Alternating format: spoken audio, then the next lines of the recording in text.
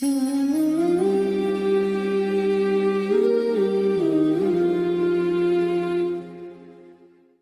باپ کے فیصلوں میں بہت خیریں چھپی ہوتی ہیں، لیکن جو کہ ان خیروں کے ثمرات ہمیں زندگی بھر ملتے ہوتے ہیں تو فوری طور پر کہیں نہ کہیں یہی لگے گا کہ کیا یہ ٹھیک ہو رہا ہے۔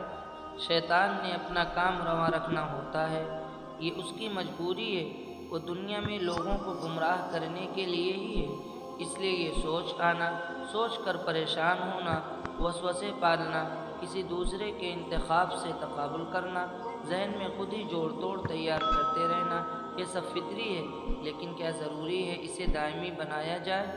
آپ کو لگتا ہے والدین ٹھیک نہیں کر رہے ہیں، انہیں کیا علم فلاں فلاں اور فلاں بات کا، چلیے ٹھیک ہو گیا، یہ بھی مان لیتے ہیں، لیکن ایک بار سوچئے کیا تقدیر لکھنے والا بھی اس سے بے خبر ہے؟ آپ کو کیا لگتا ہے وہ جوڑ بنائے گا تو وہ جوڑ بے جوڑ ہوگا؟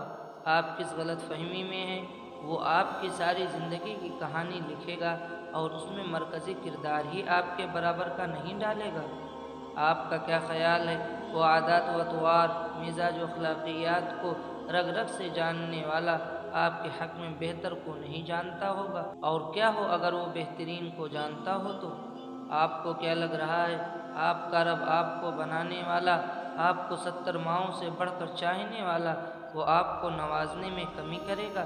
ایک بات یاد رکھیے گا، آپ کے والدین جو بھی کریں، دنیا چاہے کچھ بھی کہے، آپ چاہے جو بھی خواہش رکھیں، اوپر بیٹھا میرا اور آپ کا رب کبھی نا انصافی نہیں کرے گا۔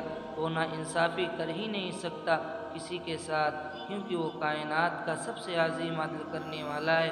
اس لیے مطمئن رہا کریں، جب زندگی کا ہر معاملہ اللہ کے سپرد ہو تو اس کے نتائج پر پریشان ہونا بے وقوفی ہوتی ہے۔